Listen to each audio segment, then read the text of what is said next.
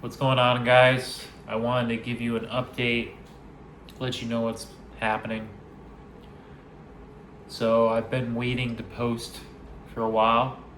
I've been putting a lot of work in. Just hit over 300 skydives, and I am now base jumping. So just did my 5th base jump. So I've been waiting to post some stuff. Got really big plans coming here for the future. Yeah, you're probably like, what happened to your neck? Well, that was bad deployment. Throw that video in right here. A lot of stuff has been happening. I've been quiet for a while. I figured I'd tell you guys what's happened up until this point. So it's been 1 year. Pretty much exactly 1 year since me and Jamie split up. She asked me to move out of the apartment when she got her house. And to be honest with you guys, it's been the most difficult challenge I've ever dealt with in my life. So once again, I found myself back in Colorado. I thought I'd never go back, but that's a whole nother story for another time.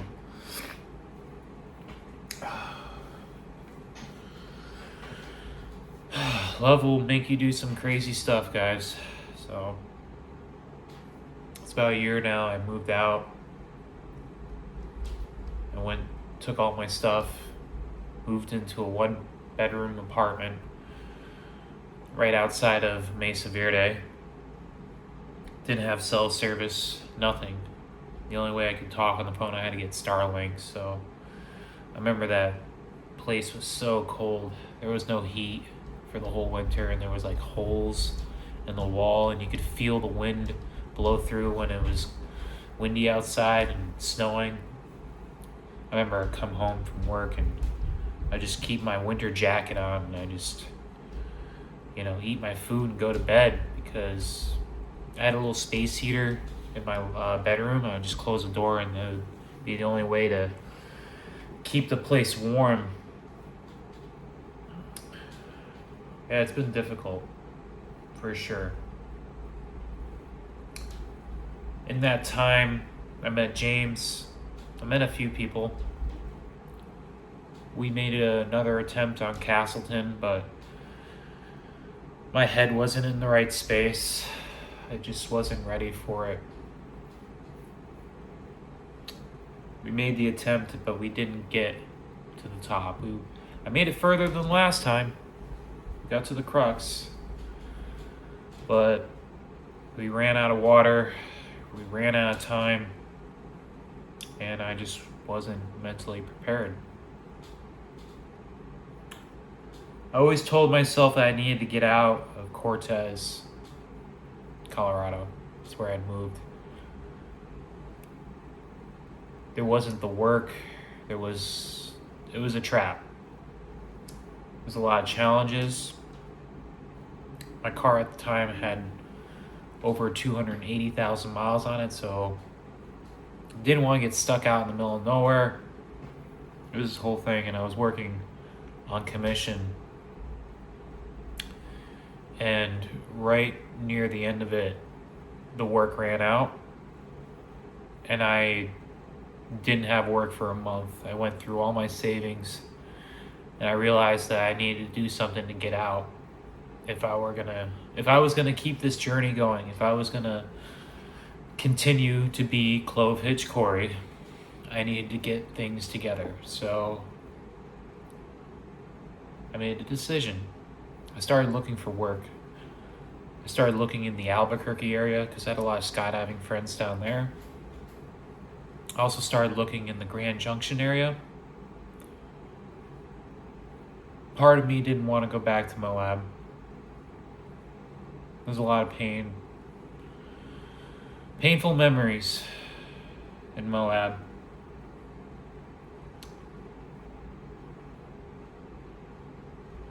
Yeah. So I didn't want to go there. So I set my sights on Phoenix. nailed a job interview. Scheduled it for a week after that. I got the phone interview. I scheduled to go down there, drive 7.5 hours to a job interview. Nailed it. Got it like that. So that was the first step.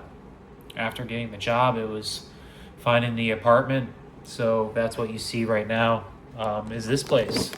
So obviously another mistake that I made, but that's just part of going through this journey. This place is really small. It's like living in a hotel. So that was a challenge too. I didn't realize until I showed up, like, we got some problems here. I don't have enough place. I don't have enough room to put my stuff anywhere. So, first couple weeks, I came down here. I went to Skydive Phoenix. I met a bunch of people. Met Matt. Met a lot of amazing skydiving friends. It's been interesting. As time would go on, I started picking up more skills, started making more friends, and certain people didn't like that. So I kind of realized that people are the same everywhere I go.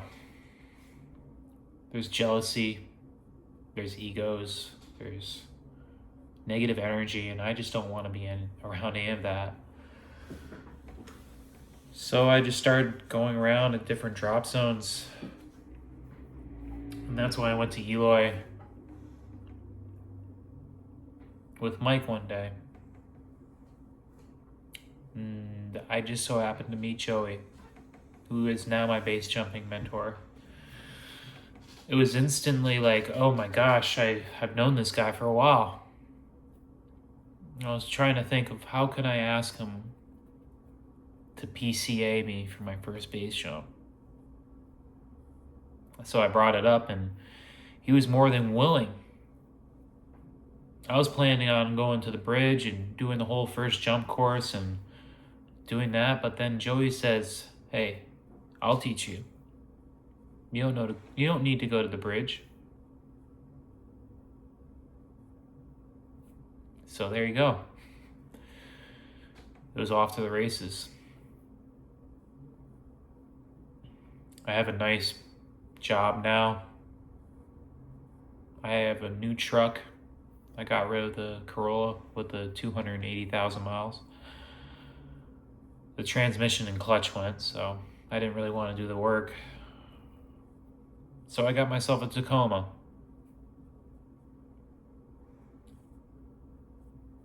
I'm wondering where this goes next, guys. This has been a wild journey. Well, I do know where it goes next. We're going to combine the rock climbing with base jumping now. This has been the dream ever since the beginning. I don't think it would have been possible without these challenges that I went through. It's crazy what love will do. So instead of giving up, lying down and feeling sorry for myself, quitting everything, I went harder. I went much harder. And now the work is finally showing. This is going to be amazing, guys. So you're on this journey with me. I'm pretty excited to share with you what's next. So keep watching this channel. I know I haven't posted for a while, but there's a lot of cool stuff coming. So hit that like and subscribe. Let me know how I'm doing. This journey is getting crazy. Love you guys.